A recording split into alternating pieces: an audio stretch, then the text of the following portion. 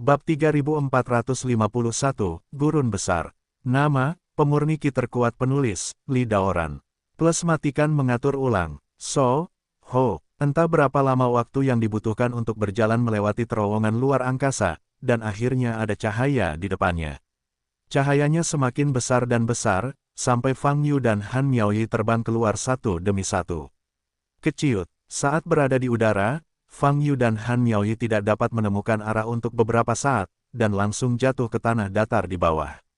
Bang, bang long, dengan dua ledakan, dua lubang besar meledak di tanah, dan asap dipenuhi asap. Andalkan, setiap kali kamu melewati batas, kamu harus melakukan kontak dekat dengan tanah. Fang Yu bangkit dari tanah dan menepuk-nepuk debu di tubuhnya. Kemudian dia melompat dan melompat keluar dari lubang yang runtuh. Di depannya ada tanah datar yang tandus dan terpencil. Tidak ada habisnya, dan medannya pada dasarnya tidak naik turun. Fang Yu melihat sekeliling, tetapi tidak melihat pohon, rumput, apalagi makhluk. Memanggil, Han Miaoyi datang ke sisi Fang Yu. Langit tampak pucat, di sini terlihat sangat tandus, kata Fang Yu, sepertinya pria aneh di Minglou tidak berbohong. Han Miaoyi melihat sekeliling, mengangguk dan berkata, tidak ada apa-apa di sekitar. Tetapi orang aneh di Minglou juga berkata bahwa di sini sangat berbahaya, dan biksu biasa tidak dapat bertahan hidup ketika mereka datang ke sini. Fang Yu berkata, tetapi saat ini, kita beruntung. Saudara Fang, mari kita membiasakan diri dengan lingkungan alam ini terlebih dahulu, kata Han Miaoyi. Baiklah, mari kita telusuri situasinya dulu, setidaknya saya harus melihat makhluk hidup sebelum berbicara. Fang Yu dan Han Miaoyi melepaskan napas dan terbang ke depan. Letaknya tidak terlalu jauh dari permukaan tanah, tingginya hanya sekitar puluhan meter, dan bergerak maju dengan kecepatan yang relatif lambat. Gravitasi alam ini sedikit lebih kuat daripada alam iblis, tetapi tidak banyak perbedaan. Mengenai suhu setiap bintang di alam iblis berbeda, dan tidak ada pernyataan standar. Di sini, sejauh yang dirasakan Fang Yu, suhunya lebih rendah. Sedangkan di langit, tidak ada sumber cahaya yang serupa dengan matahari atau bulan. Desir-desir, kecuali suara siulan yang disebabkan oleh kecepatan, tidak ada suara lain di sekitarnya. Setelah terbang ke depan beberapa saat, hampir tidak ada perubahan pada pemandangan di depan, hanya tanah datar tak berujung, tanpa akhir yang terlihat. Apa ini? Fang Yu mengerutkan kening dan berkata, ini agak terlalu terpencil. Tidak hanya dia mengamati dengan mata telanjang, dia benar-benar melepaskan kesadaran ilahinya. Dan kesadaran ilahinya telah menyebar sejauh 5.000 mil. Namun ribuan mil jauhnya, masih ada sebidang tanah datar yang luas, tanpa apa-apa. Hal yang paling aneh adalah, bahkan jika kesadaran ilahi menyebar sejauh ini, tidak ada nafas makhluk di sepanjang jalan. Dengan kata lain, pada saat ini, dengan Fang Yu dan Han Miaoyi sebagai pusatnya, tidak ada makhluk lain di dalam dan di luar radius 5.000 mil. Di area seluas itu, hanya Fang Yu dan Han Miaoyi yang merupakan makhluk. Selain itu, terdapat tanah datar yang luas di dalam dan di luar radius 5.000 mil, tanpa perubahan apapun. Berhenti dulu, rasanya tidak enak. Fang Yu berkata pada Han Miaoyi. Keduanya berhenti tepat waktu. Mungkin kita memang telah mendarat di gurun besar di suatu tempat. Kita terbang dengan kecepatan saat ini dan mungkin tidak bisa meninggalkan tempat ini dalam sebulan. Fang Yu berkata, tetapi ada kemungkinan lain. Kita mungkin telah jatuh ke dalam ilusi tertentu. Saya tidak merasa seperti itu, Saudara Fang. Jawab Han Miaoyi. Sebenarnya saya tidak merasakan adanya ilusi tersebut, namun pemandangan di sekitarnya selalu terasa berulang. Kesadaran spiritual saya telah menyebar ke tempat-tempat yang jaraknya 5.000 mil. Yu mengerutkan kening dan berkata, jadi, aku masih harus menyelidiki situasinya dengan hati-hati. Di antara kata-katanya, murid kembar Fang Yu berkedip dengan cahaya kemasan. Eye of the Avenue, buka. Pada saat ini, pandangan Fang Yu berubah drastis. Segala sesuatu di depannya menjadi transparan, memungkinkan Anda melihat menembus tanah dan bahkan seluruh langit. Tapi masalahnya, tidak ditemukan kelainan. Tanah datar di depannya adalah tanah datar, dan langit adalah langit, bukan ilusi, dan tidak ada nafas atau hukum yang tersembunyi. Daerah ini memang merupakan gurun yang sangat tandus.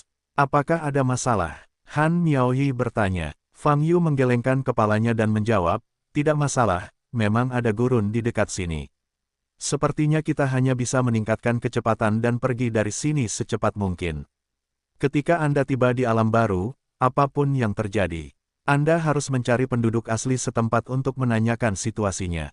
Tapi sekarang, saya bahkan belum pernah melihat sebatang pohon pun, apalagi seorang biksu. Oleh karena itu, tujuan utamanya sekarang adalah meninggalkan gurun ini dan pergi ke tempat di mana Anda dapat melihat para biksu. Duduklah di Xingyu Zhou ini dan lanjutkan perjalanan, ini lebih nyaman. Fang Yu melepaskan Xingyu Zhou yang dia beli di alam Suyuan. Setelah itu, dia dan Han Miaoyi masuk ke Xingyu Zhou. Memanggil, kecepatan Xingyu Zhou sangat cepat, seperti anak panah tajam yang menembus langit, berlari ke depan. Jaraknya sekitar 8.000 mil dari arah depan Fang Yu dan Han Miaoyi. Di tempat ini, sebuah patung batu tiba-tiba berdiri. Patung batu ini berdiri sendiri di atas tanah datar, tingginya sekitar 100 meter. Tentunya patung batu tersebut sudah ada sejak lama, karena kulit luarnya sudah sangat rusak, dan pada dasarnya hanya tersisa permukaan halusnya saja. Tapi kalau dilihat dari garis besarnya, seharusnya ada anggota badan dan badan, mirip dengan patung manusia. Dan kepalanya yang lonjong masih agak ke atas. Dengan kata lain, penampakan asli patung batu ini seharusnya merupakan tindakan memandang ke langit. Kemunculan patung batu di gurun seluas itu tak hanya mendadak, tapi juga memancarkan perasaan aneh. Pada saat ini, di depan patung batu, tim yang terdiri dari 30 biksu muncul. Kelompok biksu ini mengenakan seragam jubah merah, dengan tulisan, api, tercetak di dada kiri mereka. Dilihat dari kondisinya, mereka jelas sudah lama mengembara di gurun besar ini, sehingga pakaian mereka ternoda lapisan pasir kuning yang tebal, dan wajah mereka semakin berubah-ubah. Sulit untuk mengatakan siapa yang lebih tua, siapa yang lebih muda, namun saat ini, mereka berdiri di depan patung batu itu, menatap patung batu itu, ekspresi mereka penuh kegembiraan. Tetua Agung, biksu itu berkata bahwa setelah memasuki dataran tak berujung, dia berjalan jauh ke barat sampai dia bertemu dengan sebuah patung batu, disitulah makam Raja Abadi Tongtian berada. Berdiri di depan tim, seorang pria yang terlihat sangat muda, Xiu berkata, kami akhirnya menemukannya. Yah, seharusnya itu ada di sini. Pria tua berjanggut putih itu menjawab di sampingnya. Nama lelaki tua itu adalah Wu Jian, dan kelompok biksu di belakangnya semuanya berasal dari hutan belantara selatan, Bai Yanzong. Mereka datang dalam perjalanan ini dengan tujuan menemukan pemakaman Raja Abadi Tongtian. Adapun petunjuknya datang dari seorang biksu misterius yang tiba-tiba muncul pada masa Nan Huang. Dia secara pribadi diundang oleh pemimpin aliansi 100 sekte untuk hadir dalam pertemuan aliansi. Setelah itu, biksu tersebut secara langsung mengungkapkan berita yang sangat penting ini ke seluruh Nan Huang. Karena keberadaan pemimpinnya, para biksu yang hadir tidak meragukan perkataan para biksu. Akibatnya, banyak kekuatan besar dan kecil, sekte, telah memasuki dataran tak berujung, tempat dengan lingkungan yang sangat keras. Dataran tak berujung, di sisi barat daya hutan belantara selatan, merupakan kawasan terlarang di mana tidak ada makhluk yang mau menginjakkan kaki. Tidak ada apapun di sini, hanya dataran tak berujung. Menurut legenda, setelah memasuki dataran ini, banyak biksu secara bertahap akan kehilangan arah dalam jangka waktu tertentu, tersesat di dalamnya, dan tidak akan pernah bisa keluar. Dari sinilah nama dataran tak berujung itu berasal. Namun, setelah kata-kata biksu itu keluar, satu demi satu kekuatan memasuki dataran tak berujung. Tujuannya, hanya untuk makam Raja Surgawi. Bagaimanapun, ini adalah makam Raja Peri. Mereka yang bisa menjadi Raja Abadi adalah pembangkit tenaga listrik teratas yang dipilih dalam 1 miliar, dan mereka telah menyadari jalan mereka sendiri, sehingga mencapai jalur Raja Abadi. Orang yang begitu kuat, masuk akal jika sulit bagi dunia untuk memiliki keberadaan yang dapat mengancam kehidupan mereka. Namun Raja Abadi Tongtian memang telah meninggal, dan meninggalkan kuburan seperti itu, yang juga bisa dikatakan sebagai peninggalan. Apa penyebab kematiannya? Biksu itu tidak mengatakannya dengan jelas. Dia baru saja memberitahu semua biksu yang hadir bahwa jika dia dapat menemukan makam Raja Abadi Tongtian, kemungkinan besar dia akan mewarisi warisan yang ditinggalkan oleh Raja Abadi Tongtian, yang mungkin berisi hukum jalan besar yang tidak lengkap yang ditinggalkan oleh para biksu. Raja Abadi Tongtian, hukum Raja Abadi, meskipun tidak lengkap, manfaatnya tidak terbatas. Khusus untuk pembangkit tenaga listrik teratas dengan basis budidaya tinggi, jika mereka dapat menguasai sedikit hukum Dao, mereka mungkin dapat meningkatkan batas atas mereka beberapa kali, dan bahkan meletakkan dasar untuk pencapaian masa depan mereka di Raja Peri. Belum lagi di kuburan, mungkin ada berbagai macam artefak surgawi atau buku rahasia peninggalan Raja Abadi Tongtian yang berisi hukum jalan besar. Informasi ini tidak akan dipublikasikan, tetapi aliansi 100 sekte kita harus berbagi manfaat dan berkomunikasi satu sama lain. Ini adalah niat awal aliansi kita. Oleh karena itu, setelah mempertimbangkan ini, saya memutuskan untuk membiarkan Biksu Suci mengungkapkan hal ini dengan sangat informasi berharga untuk semua orang. Di konferensi tersebut, pemimpinnya berkata, adapun semua orang, yang akhirnya bisa mendapatkan warisan Raja Surgawi. Maka terserah Anda. Setelah kalimat ini, berbagai kekuatan dalam aliansi segera berangkat. Bai Yanzong adalah salah satunya, dipimpin oleh sesepuh agung, dan selain sesepuh lainnya, di belakangnya adalah murid langsung dari setiap sesepuh. Setelah memasuki dataran tak berujung, mereka melakukan perjalanan selama lebih dari 1,5 bulan, dan kini mereka akhirnya menemukan patung batu tersebut. Tapi, meski patung batu itu muncul, saya masih tidak melihat di mana pintu masuknya. Selain itu, tidak mungkin untuk menentukan berapa banyak kekuatan yang telah menemukan patung batu di hadapan mereka. Tapi bagaimanapun juga, butuh waktu lama untuk menemukan patung batu itu. Anda harus masuk dan melihat-lihat, meskipun warisannya telah diambil. Apakah perlu disentuh? Wu Jian melihat patung batu di depannya, dan mengambil beberapa langkah ke depan. Namun sebelum dia mendekat, patung batu di depannya tiba-tiba bergetar. Perubahan mendadak ini membuat wajah para penggarap Bai Yanzong berubah. Tetua, hati-hati. Tetua di belakang mengingatkannya. Wu Jian segera mundur, berdengung. Saat ini, patung batu di depannya bergetar semakin hebat. Menunggu kerumunan biksu sekte api putih, kembali lagi dan lagi. Bagaimanapun, ini adalah tanda makam Raja Peri, mereka tidak tahu apa yang akan terjadi selanjutnya, mereka harus sangat berhati-hati. Bas, pada saat ini, di depan patung batu yang bergetar, sebuah portal terbuka, mungkin pada posisi peti. Wow, kemudian, sekelompok besar benda yang tak terlukiskan menyembur keluar dan jatuh ke tanah. Pada saat yang sama, bau busuk meresap. Apa ini? Bau darah yang menyengat. Apa yang terjadi? Ini, sepertinya ini, mayat. Setumpuk mayat berubah menjadi saus daging. Para pembudidaya Bai Yanzong tidak bisa menahan diri untuk tidak berteriak ketika mereka melihat benda seperti pasta hitam dan merah jatuh ke tanah.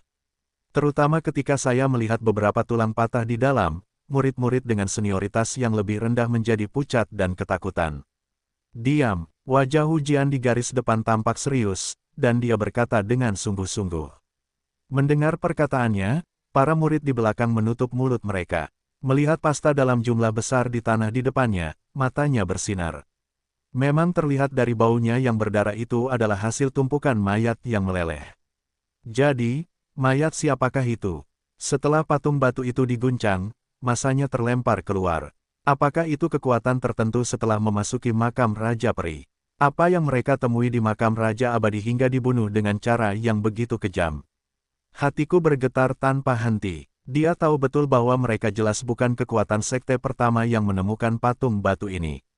Pasti ada kekuatan lain yang memasuki makam Raja Peri sebelum mereka.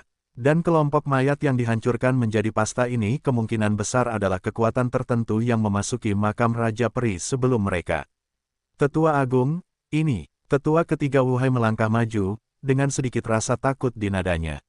Ada bahaya di makam Raja Abadi. Kami telah menyebutkannya sebelum kita berangkat, dan kamu harus siap secara mental. Wu Jian berkata dengan suara yang dalam, apakah kamu ingin mundur saat ini? Lebih baik tidak masuk dari awal. Dataran tak berujung. Hal ini membuat 9 tetua di belakang mereka tidak dapat membantah. Sebab, sebelum berangkat, mereka semua berinisiatif mengajak Anda datang ke sini. Sekarang dia hanya menyusut ketika melihat tumpukan mayat dan mayat yang menyedihkan, itu mungkin lebih baik tidak terjadi. Istirahat sebentar, kita masuk, kata Wu Jian. Ya, tanggapan bulat datang dari belakang. Di atas dataran tak berbatas ini, suara mereka tidak dapat tersampaikan terlalu jauh, dan mereka diliputi oleh hembusan angin dan pasir. Dan melihat ke bawah dari pandangan luas, para pembudidaya Bai Yanzong sekecil debu, tidak layak untuk disebutkan. Desir, Pada saat ini, Fang Yu dan Han Miaoyi sedang duduk di perahu Xingyu, bergerak maju secepat yang bisa ditanggung oleh perahu Xingyu. Setelah melakukan perjalanan beberapa saat, Fang Yu menemukan bahwa keanehan di gurun besar ini adalah ukurannya yang terlalu besar. Itu sangat besar sehingga tidak terbatas, dan tidak ada apa-apa di dalamnya, sehingga Anda merasa seperti masih berdiri diam setelah bepergian selama beberapa waktu. Sebagai seorang beku normal, kesadaran ilahi tidak dapat diperluas terlalu jauh, dan sangat mudah untuk tersesat di gurun yang luas ini. Alam ini mungkin memberiku perasaan bahwa ini sedikit mirip dengan benua Yunyu. Fang Yu berkata kepada Han Miaoyi, seluruh alam itu sendiri adalah area di mana kita bisa bergerak, tidak seperti alam iblis, yang bisa berpindah antar bintang. Tempat ini mungkin jauh lebih besar dari benua Yunyu. Han Miaoyi juga berkata, ya, hanya gurun ini, aku tidak tahu berapa lama waktu yang dibutuhkan untuk meninggalkannya. Hah, Fang Yu masih berbicara dengan Han Miaoyi, tetapi kesadaran ilahi yang telah berkembang saat ini tiba-tiba menangkap pesan yang tidak normal. Dia segera memusatkan perhatiannya, membiarkan perasaan ilahi mengunci area itu. Kemudian, dia melihat patung batu itu tiba-tiba muncul di gurun, dan sekelompok penggarap api putih yang bersiap untuk pergi di depan patung batu itu. Akhirnya menemukan sesuatu yang berbeda di gurun ini. Akhirnya, saya melihat makhluk-makhluk itu dan sekelompok biksu. Fang Yu sangat gembira. Dia dapat menghitung berdasarkan perasaan keilahiannya bahwa patung batu dan kelompok biksu itu berjarak sekitar 5.000 mil dari mereka. Dengan kecepatan Xing Yuzu saat ini, perlu beberapa waktu untuk sampai. Saudara Fang, apakah kamu menemukan sesuatu? Han Miaoyi bertanya. Yah, aku menemukan sekelompok biksu dan patung batu. Fang Yu berkata, tidak peduli siapa mereka, alangkah baiknya melihat makhluk hidup. Ayo kita pergi sekarang dan menyapa para biksu itu dan lihat apakah kita bisa. Apa yang kamu tanyakan? Bagus, jawab Han Miaoyi. Untuk mencegah sekelompok biksu pergi, Fang Yu berpikir sejenak dan berkata, sayang, aku butuh bantuanmu lagi, wow. Bei segera merespons. Ketika lokasi lawan dapat ditentukan sepenuhnya, Bei dapat dengan mudah menyingkat tanda cincin dan mengirimkannya. Wow, Fang Yu dan Han Miaoyi meninggalkan Xing Yuzu dan menyingkirkan Xing Yuzu. Bei melepaskan tanda cincinnya. Fang Yu dan Han Miaoyi terbang ke sana satu demi satu. Elder, Anda tidak dapat melihat pintu masuk di sini, bagaimana kita bisa masuk? Seorang murid bertanya, tidak ada pintu masuk yang terlihat, menandakan bahwa patung batu ini sendiri adalah pintu masuk. Wu Jian berkata, selama kita maju, itu pasti akan terbuka dan membiarkan kita memasukinya. Baiklah, ayo masuk bersama sekarang. Karena itu, Wu Jian akan bergerak maju. Set. Namun, saat ini, tanda cincin muncul kurang dari 20 meter di atas kepala mereka. Kemudian dua sosok muncul satu demi satu. Wajah Wu Jian berubah, dan dia segera mengangkat kepalanya dan melihat ke udara. Dan banyak tetua dan murid di belakang menunjukkan kewaspadaan di wajah mereka, dan bahkan melepaskan aura dasar kultivasi mereka sendiri. Rekan-rekan Tao yang terkasih, jangan gugup, kami tidak jahat. Fang Yu dan Han Miao jatuh dari langit, tidak jauh di depan Wu Jian. Wu Jian tampak serius, dan segera mundur. Siapa kamu? Wu Jian bertanya dengan suara yang dalam. Menurutnya, kedua biksu ini muncul melalui portal, yang tidak normal. Anda harus tahu bahwa di dataran tak berujung, banyak biksu yang kuat dan berpengalaman yang mudah kehilangan arah, apalagi memahami koordinat secara akurat dan datang ke sini melalui portal. Itu saja, kami berdua baru saja datang ke sini dari alam lain. Fang Yu berkata dengan jujur, jadi, kami tidak tahu apa-apa tentang tempat ini. Kami berkeliaran di dataran beberapa saat sebelum kami menemukanmu, jadi kami datang untuk bertanya. Situasinya, kamu seharusnya menjadi biksu di alam ini, bukan? Ucapan Fang Yu membuat Wu Jian semakin curiga. Berasal dari alam lain, mengapa ia sampai ke dataran tak berujung? Ini bukan area biasa. Nah, apakah Anda memerlukan batu sumber tenaga nuklir? Fang Yu bertanya. Batu sumber tenaga nuklir. Wu Jian tertegun sejenak, lalu menyipitkan matanya dan bertanya, apakah kamu berbicara tentang tiang yang mengandung tenaga nuklir? Ya, itulah maksudnya. Fang Yu menjawab, kami tidak akan membiarkan Anda menjawab pertanyaan dengan sia-sia. Jika Anda menjawab salah satu pertanyaan saya, saya akan memberi Anda 10.000 batu sumber tenaga nuklir sebagai imbalannya. Apakah ini oke? Tahu, Wu Jian bertanya, dengan sedikit cemberut, matanya bergerak sedikit. Di mana tempat ini? Fang Yu bertanya. Dataran tak berujung. Jawab tak terbatas. Apa nama alam ini? Fang Yu bertanya lagi. Ini adalah dunia yang biadab. Wu Jian menjawab lagi. Ini benar-benar dunia yang liar. Fang Yu memikirkan pria aneh di Minglou, hatinya sedikit bergerak. Kenapa kamu masuk ke sini? Patung batu apa ini? Fang Yu bertanya lagi. Kedua pertanyaan ini membuat wajah Wu Jian sedikit berubah. Informasi tentang makam Raja Abadi Tongtian hanya dipublikasikan di dalam aliansi 100 sekte mereka.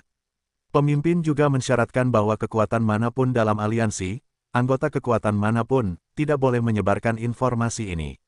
Pernah dikabarkan, begitu banyak kekuatan di seluruh hutan belantara selatan membanjiri dataran tak berujung, dan aliansi 100 sekte mereka bahkan mungkin tidak bisa meminum supnya. Oleh karena itu, sekarang Fang Yu menanyakan pertanyaan ini, tidak mungkin Wu Jian menjawab dengan jujur. Secara khusus, identitas Fang Yu dan Han Miaoyi masih menjadi misteri, dan waktu, lokasi, serta kata-kata kemunculan mereka semuanya mencurigakan. Tapi masalahnya kedua biksu ini sudah muncul di hadapan mereka, dan mereka baru saja bersiap memasuki makam Raja Peri. Apa yang harus dilakukan sekarang agar kedua biksu ini pergi dan memastikan informasi tentang makam Raja Peri tidak bocor? Matanya berkedip-kedip, dan banyak hal terlintas di benaknya. Pada akhirnya, matanya menjadi dingin. Dia percaya bahwa hanya ada satu cara untuk menyelesaikan masalah yang mendesak. Bunuh saja mulutmu. Hanya dengan membunuh pria dan wanita di depan kita dapat memastikan bahwa berita tersebut tidak tersebar. Mungkin, pasangan pria dan wanita ini awalnya dikirim oleh kekuatan aliansi untuk mengikuti mereka, tetapi baru sekarang mengambil inisiatif untuk mengambil inisiatif. Memikirkannya seperti ini, niat membunuh Wu Jian bahkan lebih ditentukan. Kemungkinan ini harus dibunuh saat masih dalam buayan. Bahkan jika apa yang dikatakan Fang Yu benar, dia lebih memilih membunuh orang yang salah daripada membiarkannya pergi. Jika tidak, setelah informasi menyebar, seluruh sekte api putih mereka mungkin akan dihapus dari aliansi 100 sekte. Di tempat seperti hutan belantara selatan, jika sebuah sekte tidak bergabung dengan kelompok aliansi tertentu, pada dasarnya sekte tersebut tidak akan lolos dari nasib kehancuran. Jangan biarkan ini terjadi. Mata neraka terasa dingin, dan dia melirik ke arah tetua kedua dan tetua ketiga di sampingnya. Kedua tetua itu segera mengerti. Semua tetua mematuhi perintah, dan bekerja sama untuk segera membunuh kedua pembudidaya di depan mereka. Wu Jian menggunakan akal ilahi untuk mengirimkan suara. Ya, 9 tetua merespons bersama. Saat ini, Fang Yu dan Han Miaoyi juga saling melirik. Dari kecurigaan awal hingga keteguhan dan niat membunuh saat ini, mata yang tak terbatas terlihat cukup jelas. Bisa dikatakan mereka tidak menyembunyikannya. Tentu saja mereka bisa merasakannya. Hei, tidak bisakah kamu ngobrol saja? Fang Yu menghela nafas. Saudara Fang, mereka akan melakukannya. Han Miaoyi mengerutkan kening dan berkata, tetapi basis budidaya mereka tidak tinggi. Basis budidaya orang tua pertama berada di alam surgawi abadi, mungkin itu open source, mungkin itu pencerahan penuh. Tapi secara umum, tidak ada ancaman. Yah, situasi ini mudah untuk ditangani, biarkan aku yang melakukannya. Fang Yu memandang Wu Jian di depannya, dan langsung melepaskan kekuatan jalan besar. Ledakan, pada saat ini, napas Fang Yu muncul dari ketiadaan, dan langsung meledak. Bum bum bum. Tubuhnya seperti nyala api emas yang menyala dengan cahaya yang menyilaukan. Pada saat ini, warna kulit biksu sekte api putih di depan mereka semua berubah drastis, dan tubuh mereka tiba-tiba terkejut. Mereka merasakan kekuatan sihir yang melonjak seperti gelombang besar, langsung menekan mereka. Banyak murid langsung dengan tingkat kultivasi yang lebih rendah langsung melemahkan lututnya dan jatuh ke tanah. Bahkan para biksu di tingkat yang lebih tua pun merasa sulit bernapas saat ini. Tetua Agung yang dipimpinnya menemukan bahwa kecepatan kekuatan surgawi di meridiannya ditekan oleh energi magis ini, dan kecepatannya lambat. Ini, tingkat kekuatan apa ini?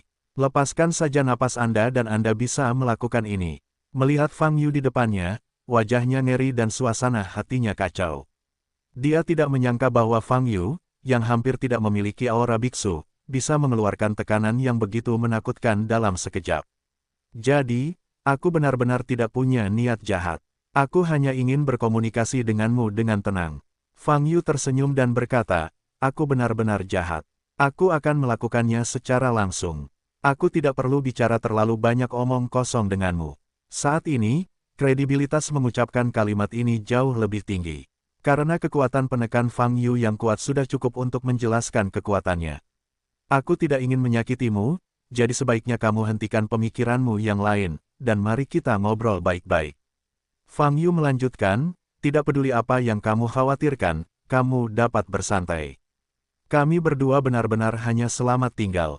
Berasal dari dunia nyata, tidak ada apa-apa di sini, dan tentu saja tidak ada minat yang terlibat. Saat ini, Wu Jian sudah mempercayai apa yang dikatakan Fang Yu.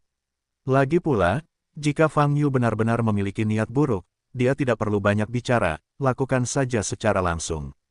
Petik 2. Aku percaya apa yang kamu katakan. Setelah hening beberapa saat, dia berkata, itu benar. Fang Yu segera melepaskan paksaan itu, dan napasnya langsung menghilang. Masih sama, selama Anda menjawab salah satu pertanyaan saya akan memberi Anda 10.000 batu sumber tenaga nuklir sebagai hadiah. Fang Yu tersenyum. Dia menarik napas dalam-dalam dan menjawab, oke.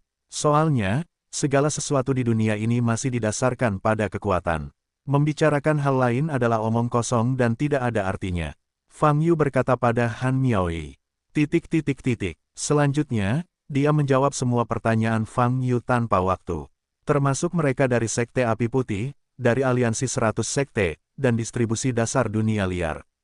Di dunia liar, ada total 5 hutan belantara.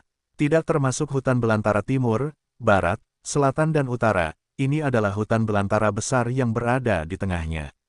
Namun para beku ini, pada dasarnya, tidak akan meninggalkan daerah mereka. Karena salah satu dari 5 limbah tersebut cukup besar. Kenapa kamu muncul di tempat ini? Patung batu apa ini? Fang Yu menanyakan pertanyaan ini lagi. Menghadapi masalah ini, wajah Wu Jian berubah. Jika dia bisa, dia tidak mau menjawab pertanyaan ini. Karena ini adalah rahasia dari seluruh aliansi 100 sekte mereka. Aku akan memberimu hadiah 10 kali lipat untuk 2 pertanyaan ini. Fang Yu berkata, 200.000 batu sumber tenaga nuklir. Faktanya, tidak diketahui berapa banyak tenaga nuklir yang terkandung dalam setiap batu sumber tenaga nuklir. Apa yang disebut imbalan ini tidak terlalu menarik baginya. Alasan mengapa dia menjawab pertanyaan itu adalah karena kekuatan Fang Yu. Dan kini, menghadapi masalah ini lagi, sulit baginya untuk menolak. Kekuatan yang ditunjukkan Fang Yu membuatnya merasa ketakutan. Jika Fang Yu benar-benar membuat marah Fang Yu, para penggarap Sekte Api Putih pasti akan mati di sini. Saya menjawab pertanyaan ini, bisakah Anda setuju untuk tidak menyebarkannya? Ragu lagi dan lagi, kata. Tentu saja, jawab Fang Yu. Petik 2. Oke, dia melirik Fang Yu dan Han Miaoyi, dan berkata, kami datang ke sini untuk menemukan makam Kaisar Tongtian. Makam Raja Abadi Tongtian. Mata Fang Yu dan Han Miaoyi berubah. Raja Peri. Saat pertama kali mendengar nama ini, saya mendengarnya dari orang tua gila. Sebelum pergi, lelaki tua gila itu berkata dia ingin mengajarinya cara membunuh Raja Peri. Belakangan, ku dengar bahwa Raja Abadi adalah leluhur yang dia temui di bumi. Nenek moyang Tian menyebut dirinya putra Raja Peri, dan ketika dipukuli oleh Fang Yu, dia masih meninggalkan komentar kejam, mengatakan bahwa dia akan bertemu lagi di masa depan dan menunjukkan kekuatan aslinya. Setelah itu, tampaknya hantu tersebut dibuang ke alam abadi, dan dikatakan bahwa ia adalah Raja Abadi masa depan yang telah jatuh. Tidak peduli dari mana aku mendengarnya, nama Raja Abadi sangatlah kuat. Fang Yu masih belum tahu apa yang dimaksud Raja Peri, apakah itu suatu keadaan tertentu, atau sekedar nama saja. Tuan, Raja Abadi memang sebuah nama. Kata air mata dingin yang ekstrim. Alam manakah yang dimaksud secara spesifik? Dengan kata lain, di alam manakah kamu bisa disebut sebagai Raja Peri? Fang Yu bertanya. Raja Peri, tidak secara spesifik merujuk pada alam manapun. Air mata dingin yang ekstrim menjawab, hanya dengan memahami hukum jalan agung, kamu baru bisa disebut Raja Peri. Hukum jalan raya. Fang Yu terkejut sejenak, dan berkata, jalan besar yang sekarang saya kuasai. Kamu berbeda. Pada saat ini, Li Huoyu tiba-tiba menyela, kalau tidak, kamu sudah menjadi Raja Peri. Apa yang ingin saya katakan adalah apa yang saya maksud. Fang Yu berkata, kalau begitu maksudmu, jalanku berbeda dari jalan yang dipahami Raja Peri mereka. Ya, kata Li Huoyu, kamu tidak perlu bingung. Petik 2 titik titik titik. Hanya dengan memahami hukum Dao Agung kamu dapat disebut Raja Peri. Apakah ada situasinya? Misalnya, jika seorang biksu di alam besar memahami hukum Dao besar, maka dia bisa menjadi disebut Raja Peri, lebih baik daripada seseorang yang belum memahami hukum Dao besar, tetapi alam telah mencapai alam abadi yang mendalam. Para biksu lebih kuat, kata Fang Yu. Pertama-tama, hampir tidak mungkin bagi seorang beku di alam surgawi untuk memahami hukum Dao Agung. Kedua, jika Anda bersikeras pada analogi ini, maka saya juga dapat memberitahu Anda dengan jelas bahwa selama Anda memahami hukum tersebut Dao Agung, Anda akan mencapai tingkat lain. Alam surgawi abadi ini telah menjadi pembangkit tenaga listrik Raja Abadi. Semakin besar alamnya, masalahnya tidak besar ditindas. Li Huoyu berkata, oleh karena itu, berbicara tentang yang abadi. Wang hanyalah sebuah nama, yang sebenarnya tidak benar. Saya pikir Raja yang abadi memang dapat dianggap sebagai alam, tetapi tidak dalam sistem budidaya aslinya. Petik 2. Menurut untuk apa yang Anda katakan, jika periode pemurnian Qi seperti saya memahami prinsip-prinsip Dao besar, bukankah itu akan mampu menghancurkan beberapa makhluk abadi, kata Fang Yu. Li Huoyu tidak menjawab pertanyaan ini, tetapi berkata, secara umum, menjadi Raja Peri, atau memahami hukum Dao besar alam abadi memahami prinsip-prinsip jalan besar dan mencapai jalur Raja Abadi. Beberapa orang kuat mungkin memiliki tingkat kultivasi yang lebih tinggi, dan seluruh wilayah sekolah menengah atas, tetapi masih tidak dapat memahami hukum alam besar, dan dengan demikian tidak dapat menjadi Raja Abadi. Menurutmu, satu-satunya yang dapatkah mengalahkan Raja Abadi adalah Raja Abadi? Ngomong-ngomong, masih ada Kaisar Abadi di atas sana, kan? Fang Yu bertanya dengan bingung. Kaisar Peri adalah eksistensi tingkat yang lebih tinggi. Tunggu sampai Anda memiliki kesempatan untuk menghubunginya. Adapun apakah hanya Raja Peri yang bisa mengalahkan Raja Peri, saya tidak yakin tentang ini, termasuk apa yang saya katakan sebelumnya belum tentu merupakan fakta yang meyakinkan. Mungkin ada beberapa biksu yang cukup kuat untuk menjaga dari langit, dia bisa saja membunuh Raja Peri. Lagi pula, sejarahnya sangat panjang, pesawatnya sangat besar, dan semuanya ada, kata Li Huoyu. Patung batu ini adalah penanda, dan kamu bisa memasuki makam Raja Peri melalui itu. Ketika Fang Yu dan Li Huoyu masih berkomunikasi dengan air mata berlinang, Wu Jian juga berbicara. Ia tidak menyebutkan sumber informasi tersebut, namun hanya menceritakan informasi terkait tentang patung batu dan makam Raja Abadi. Saudara Fang, bagaimana menurutmu? Han Miaoyi bertanya pada Fang Yu melalui suaranya ketika dia melihat Fang Yu tidak berbicara. Jika ada yang perlu diperhatikan, Anda berkesempatan memasuki makam Raja Abadi saat pertama kali tiba di dunia liar ini, tentunya Anda harus masuk dan melihatnya. Fang Yu kembali sadar dan menjawab, baiklah, kalau begitu, ayo kita masuk bersama. Fang Yu menepuk bahunya dan berkata, kami berdua akan bergabung dengan timmu sebentar, bukankah itu menjadi masalah? Tidak, tidak masalah, tentu saja tidak masalah. Di permukaan, hati Wu Jian pahit. Dia tidak berani menolak meskipun dia menginginkannya. Memasuki makam Raja Abadi dengan keberadaan seperti Fang Yu, bahkan jika ada keuntungan, itu harus diambil oleh Fang Yu, dan mereka hanya bisa menemani mereka dalam pelarian. Tapi, siapa yang membuat mereka sial? Keduanya datang ke dunia liar, dan mereka bertemu dengannya. Ini adalah kehendak Tuhan. Ayo pergi ya, apa jumbai besar di depan? Fang Yu menoleh, hanya untuk menemukan pasta hitam dan merah dalam jumlah besar di belakangnya. Pantas saja saya selalu merasakan bau busuk itu sebelumnya. Itu tumpukan mayat, kata Han Miaoyi. Tumpukan mayat ini baru saja diludahkan di depan patung batu ini. Wu Jian berkata, mungkin sekelompok biksu yang terbunuh setelah memasuki makam Raja Peri. Sungguh kematian yang mengerikan. Fang Yu mengerutkan kening dan berkata, sepertinya itu cukup berbahaya, tapi, bagaimanapun juga, ini tentang keberadaan Raja Abadi, dan bahayanya normal. Di sela-sela kata-katanya, dia langsung meletakkan satu tangannya di bahu Wu Jian, menuntunnya ke depan. Ayo, kita pergi bersama. Keduanya seperti saudara yang baik. Tapi sebenarnya Fang Yu melakukan ini, hanya untuk memastikan bahwa apa yang dikatakan Wu Jian sebelumnya adalah kebenaran, dan bahwa patung batu di depannya bukanlah semacam jebakan. Dia bisa merasakan kekuatan yang terkandung di lengan Fang Yu tanpa batas, dan dia tidak berani melawan sama sekali. Bas, saat keduanya berjalan ke posisi kiri sekitar 5 meter di depan patung batu, tanah tiba-tiba bersinar. Sebuah kekuatan hisap menyeret mereka berdua ke tanah dalam sekejap dan detik berikutnya. Para tetua dan murid Bai Yanzong yang belum melangkah maju, dan kaki Han Miaoyi, juga meledak menjadi cahaya abu-abu dan kuning. Cahaya berkedip-kedip, dan tanah segera tenggelam, seperti pusaran air, menyapu semua biksu di tanah ke dalamnya. Wow, setelah diseret ke dalam tanah, rasanya seperti memasuki lorong yang sangat mulus, meluncur ke bawah. Fang Yu dan Wu Jian di depan, Han Miaoyi dan Bai Yanzong di belakang. Kecepatan turunnya sangat cepat, dan tidak butuh waktu lama sebelum Fang Yu dan Wu Jian menginjak tanah dengan keras. Bang, bang, dua suara teredam bergema di ruang kecil. Fang Yu dan Wu Jian berjalan ke depan segera setelah mendarat, memberikan ruang bagi sekelompok biksu yang akan mendarat. Ini sangat kecil, tempat ini seharusnya masih berada dalam sebuah lorong. Fang Yu melihat ke kedua sisi, matanya berkedip. Di mana dia berada sekarang, ada dinding batu.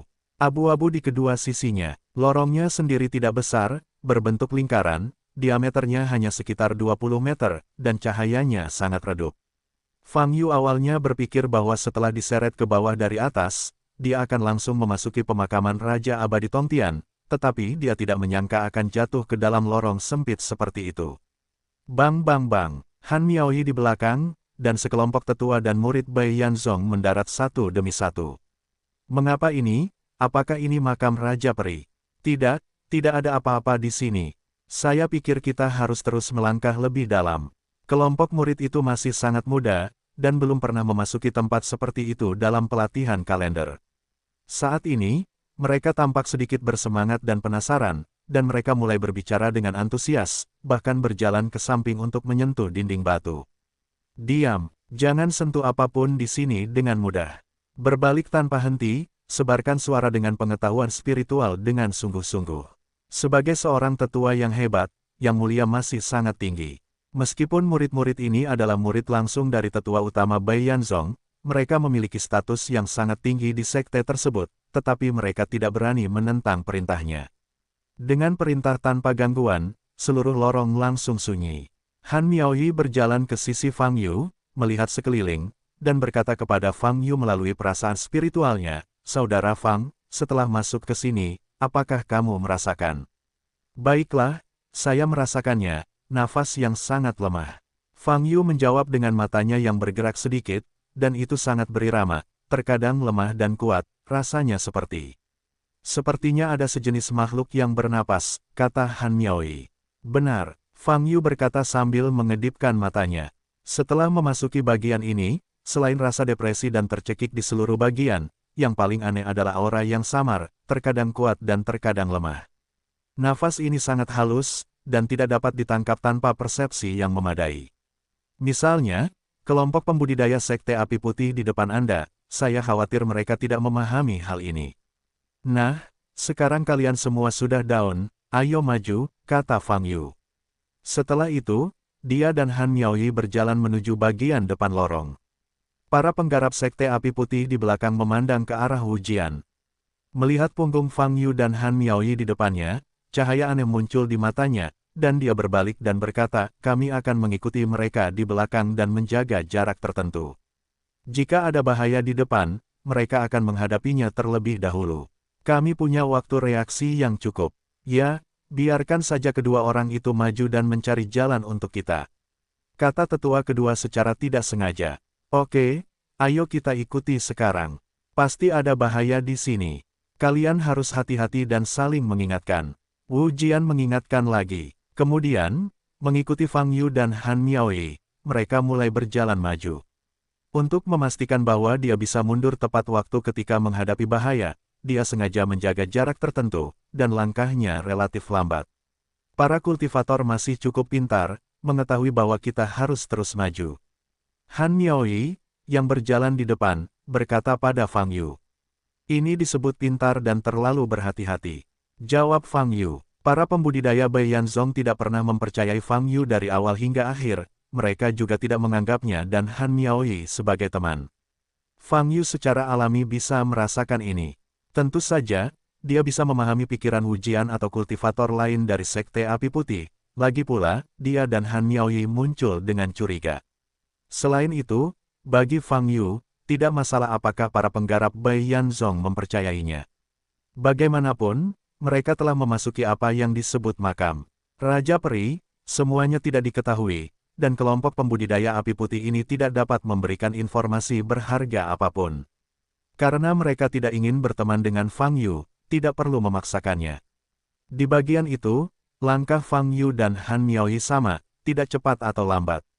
Di lorong sempit ini, tanpa sengaja menyembunyikan suara langkah kaki, hanya suara langkah kaki yang bergema. Jalurnya tidak lurus, melainkan berkelok-kelok. Namun cahaya di sepanjang jalan cukup redup, dan sulit untuk melihat apa yang ada di depan dengan mata telanjang. Dan jika Anda maju melalui pengertian ilahi, yang dapat Anda lihat hanyalah bagian itu sendiri, tidak ada yang aneh. Tetua, apakah kita benar-benar telah memasuki pemakaman Raja Abadi Tongtian? Mengapa lorong ini terasa begitu panjang? Seorang murid bertanya melalui transmisi suara, apakah kuburan ini didirikan oleh Raja Abadi Tongtian sebelum kematiannya, atau didirikan oleh suatu keberadaan untuk memperingati dia setelah kematiannya, masih belum diketahui. Wajah Wu Jian serius, dan dia menjawab dengan suara yang dalam, faktanya, kuburan ini keberadaannya sendiri nampaknya sangat aneh. Aneh, apakah semua yang dikatakan biksu itu salah? Tetua kedua secara tidak sengaja mengerutkan kening dan bertanya, aku tidak bermaksud begitu, aku hanya bertanya-tanya mengapa makam Raja Peri di bumi ini dibangun, kata Wu Jian. Dalam kebanyakan kasus, makam tersebut didirikan untuk memperingati orang mati. Namun makam yang didirikan dalam keadaan tersebut hanyalah sebuah batu nisan yang hanya memiliki makna peringatan dan tidak ada yang tersisa. Namun makam Raja Abadi ini jelas bukan hanya sekedar peringatan. Menurut biksu misterius tersebut, kemungkinan besar terdapat alat magis yang digunakan oleh Raja Abadi, metode latihan yang dia ciptakan, dan bahkan prinsip Dao yang belum lengkap yang dia pahami. Hal-hal ini dapat dibiarkan, menunjukkan bahwa kuburan ini, kemungkinan besar didirikan oleh Kaisar Tongtian sendiri. Dia akan melakukan ini, mungkin karena dia mengharapkan kematiannya. Tapi masalahnya adalah Raja Abadi Tongtian adalah Raja Abadi. Jika dia tidak ingin mati, siapa yang bisa membunuhnya? Sekalipun ada keberadaan yang begitu mengerikan, Raja Abadi Tongtian tahu bahwa dia tidak terkalahkan, mengapa tidak melarikan diri, tetapi menyiapkan kuburan terlebih dahulu, menunggu kematian dengan selamat. Hal inilah yang membuat Wu Jian selalu bingung. Lupakan saja, sekarang kamu sudah masuk, mari kita lanjutkan penjelajahan ke dalam. Saya yakin banyak kekuatan telah memasuki zona inti. Kami jelas merupakan tim dengan kemajuan yang relatif lambat. Wu Jian menggelengkan kepalanya dan berkata tanpa berpikir.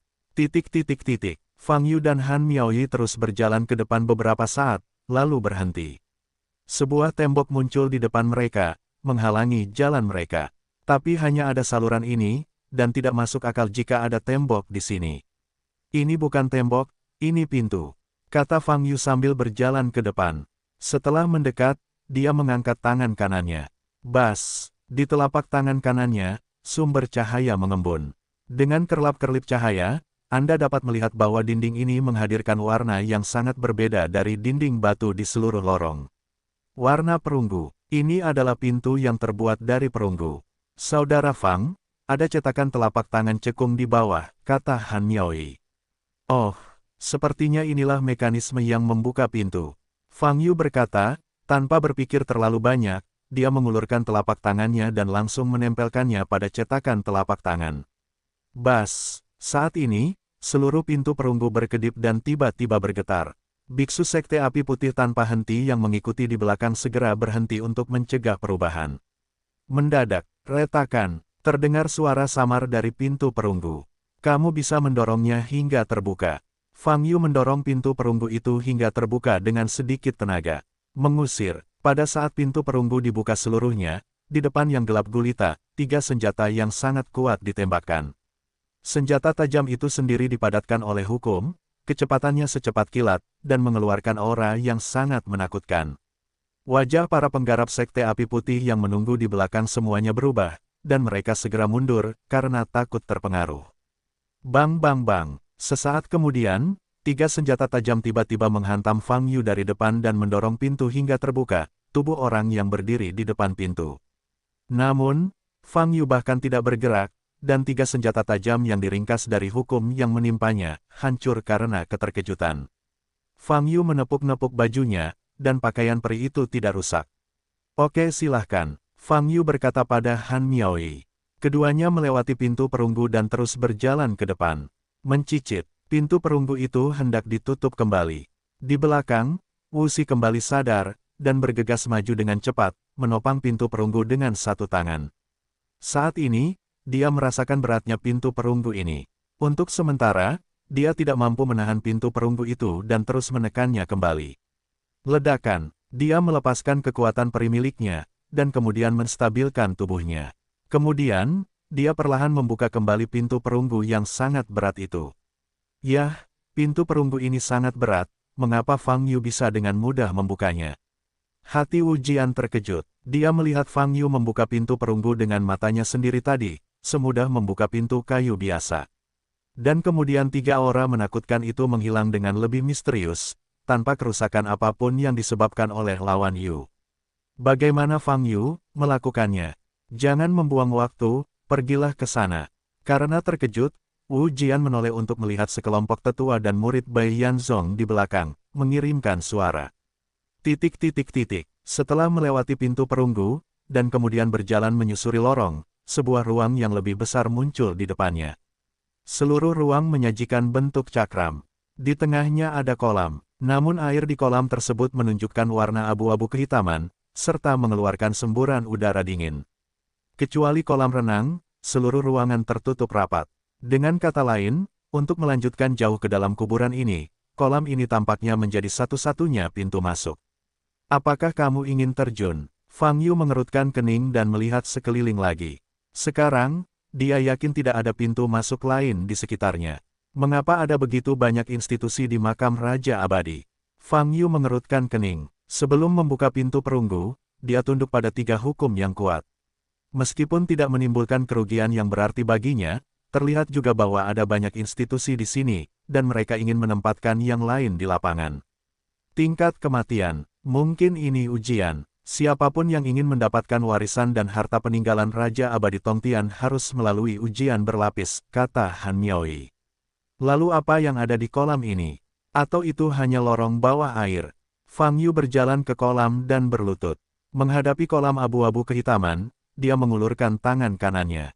Bising, saat tangannya menyentuh air di kolam, dia langsung mengeluarkan suara terbakar. Semburan gas hitam dengan cepat menguap. Fang Yu menarik tangannya kembali, memandang Han Miaoyi, dan berkata, air ini bukan air biasa. Ini sangat korosif. Jika rata-rata orang melompat ke dalamnya, air itu akan meleleh menjadi genangan pasta. Sama seperti pasta yang kamu lihat di tanah. Han Miaoyi bertanya, sedikit menyipitkan matanya. Harus, jawab Fang Yu. Saat dia berkata, Fang Yu mengangkat tangan kanannya lagi. Bas, batu sumber tenaga nuklir seukuran kepalan tangan muncul di tangan kanannya. Segera, dia melemparkan batu sumber tenaga nuklir ke dalam kolam ini. Bising. Batu sumber tenaga nuklir ini langsung meleleh, dan bahkan tenaga nuklir yang terkandung di dalamnya ikut terkorosi dengan bersih, tidak meninggalkan apapun. Ini sangat korosif, dan bahkan tenaga nuklir pun telah terkorosi, kata Fang Yu. Karena itu, dia melihat ke arah Han Miaoyi. Tapi bagi kami berdua, itu tidak lebih dari berendam di sumber air panas. Fang Yu berkata, tetapi kamu masih harus mengeluarkan nafas untuk melindungi tubuhmu. Jika tidak, tubuhmu baik-baik saja, tetapi pakaianmu mungkin akan meleleh. Dimengerti, Saudara Fang, jawab Han Miaoyi. Saat ini para biksu yang menunggu berada di belakang, namun mereka berhenti dan mengawasi dari jarak sekitar 20 meter, tidak berani bergerak maju.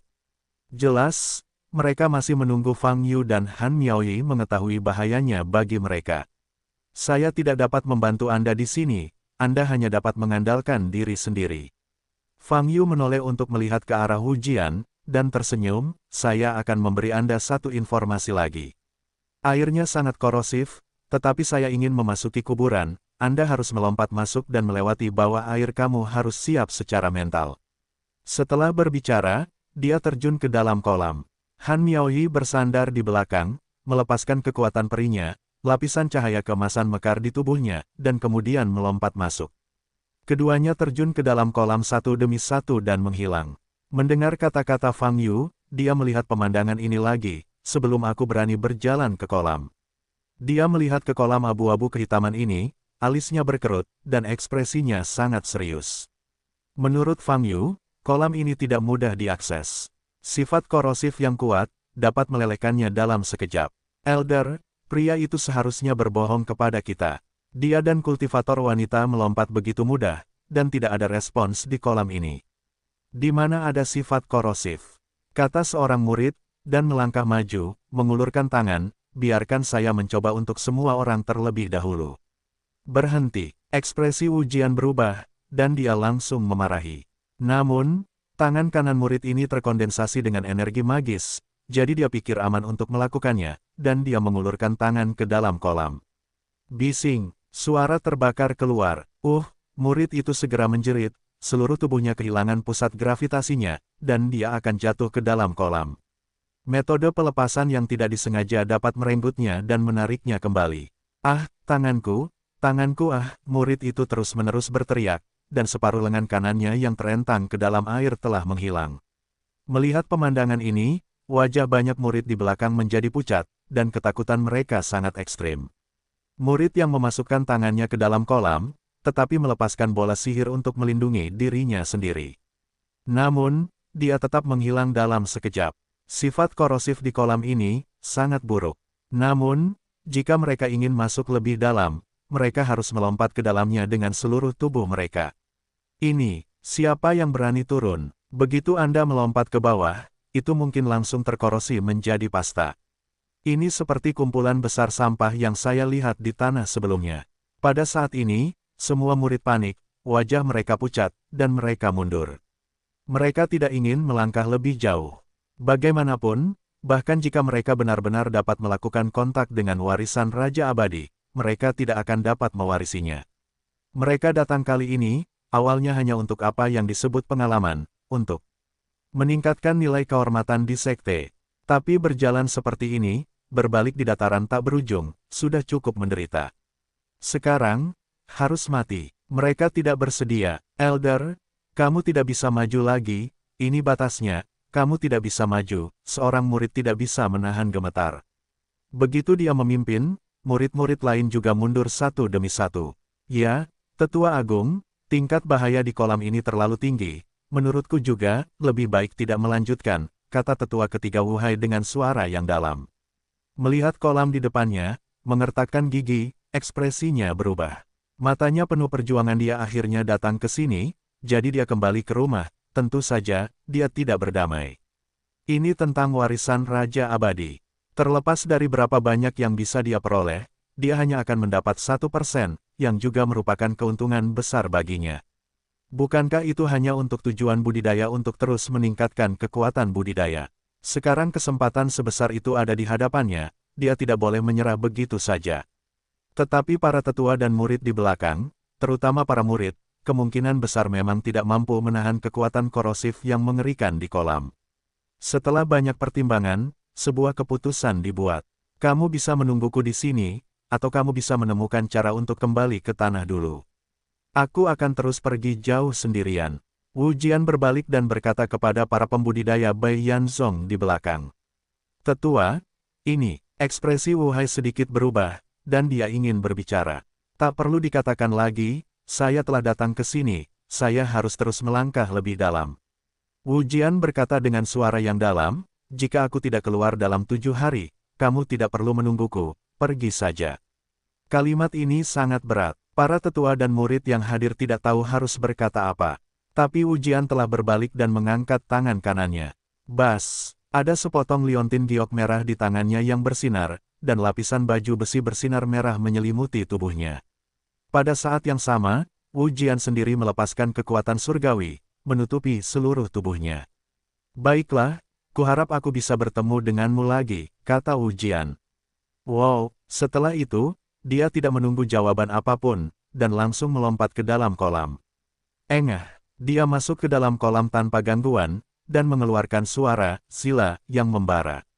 Namun, dia segera menghilang, dan dia tidak mengetahui hidup atau matinya. Para tetua tampak serius, dengan kekhawatiran dan kecemasan di mata mereka. Adapun murid-murid itu, mereka tidak dapat berbicara sama sekali saat ini. Tidak cocok tinggal di sini dalam waktu lama. Ayo kembali ke tanah dan menunggu kembalinya Tetua Agung, kata Wu Hai. Dengan itu, dia berbalik. Engah, tetapi pada saat ini, sebuah kaki hitam pekat tiba-tiba terbentang dari tepi kolam di belakang. Cakarnya tiba-tiba terangkat dan meraih kaki Wu Hai. Wajah Wu Hai berubah drastis, dan sebelum dia pulih, dia merasakan kekuatan yang kuat menariknya ke dalam kolam. Apa? Dia berteriak, tapi suara itu berhenti tiba-tiba setelah tubuhnya jatuh seluruhnya ke dalam kolam. Bising, tubuh tanpa laut langsung meleleh menjadi genangan pasta. Adegan ini terjadi dalam 2 detik. Para tetua di sekitarnya bereaksi dengan lesu untuk beberapa saat. Cepat, lari, lari. Mata yang tidak disengaja melebar dan berteriak ketakutan. Wow, saat ini, bayangan hitam melompat keluar dari kolam. Lari, teriak Wuxin keras, dan sekelompok pembudidaya Bai Yanzong berbalik dan berlari kembali. Berteriak terus-menerus. Di dalam kolam, setelah Fang Yu dan Han Miaoyi melompat, mereka menyelam sepenuhnya. Air di kolam tidak bisa disebut air sama sekali, tapi sejenis racun yang sangat kental dan sangat korosif. Setelah racunnya meresap ke seluruh tubuh, Anda bisa merasakan tekanan yang sangat kuat. Dan di bawah airnya memang terdapat saluran yang terlihat jelas. Sepanjang perjalanan, terlihat banyak sekali mayat yang telah terkorosi menjadi pasta. Tepat di bawah kolam ini, saya tidak tahu berapa banyak biksu yang meninggal. Dilihat dari tempat mereka mati, mereka sudah pergi jauh untuk jarak tertentu, tapi mereka tidak bisa menahannya sebelum mereka meleleh di tengah jalan. Metode kematian ini sangat menyedihkan, dan pasti sangat menyakitkan dan membuat putus asa sebelum kematian. Benarkah seperti ini kuburan Raja Abadi? Selalu terasa agak aneh. Fang Yu berpikir sambil melangkah lebih dalam. Menurutnya, dengan keberadaan tertinggi Raja Abadi, sekalipun institusi akan dibentuk, caranya harus lebih cerdas, tidak sesederhana sekarang. Apa yang aneh tentang ini? Ada lebih banyak institusi di makam para kaisar di bumi, bukankah semuanya untuk mencegah perampok makam? Suara Li Huoyu terdengar. Karena aku takut dirampok, bukankah cukup jika aku meninggalkan begitu banyak barang bagus? Fang Yu bertanya secara retoris. Banyak hal yang tidak bisa diambil ketika mereka mati, tapi mereka tidak ingin membuat yang lain lebih murah. Maka mereka hanya bisa disembunyikan, kata Li Huoyu. Kamu mengatakan itu, seolah-olah kamu sedikit masuk akal, kata Fang Yu. Pada saat ini, bayangan hitam perlahan berjalan kembali ke kolam. Di belakangnya ada genangan plasma hitam dan merah. Bau darah sangat kuat dan meresap ke seluruh bagian. Lingkungan sekitar sangat sunyi, dan tidak ada suara lagi. Para pembudidaya Sekte Api Putih, tidak satupun dari mereka yang selamat. Semuanya mati secara tragis di bawah tangan bayangan gelap ini. Engah, pada saat ini, bayangan hitam itu melompat kembali ke dalam kolam lagi. Memanggil, di bawah racun di kolam, kecepatan antar jemputnya luar biasa.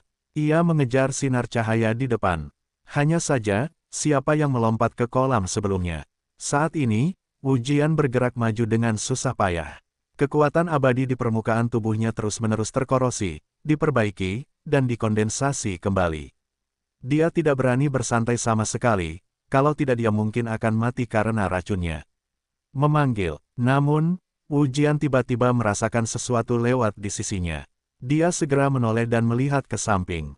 Pada saat yang sama, sumber cahaya yang terkondensasi di telapak tangan kiri menerangi posisi samping.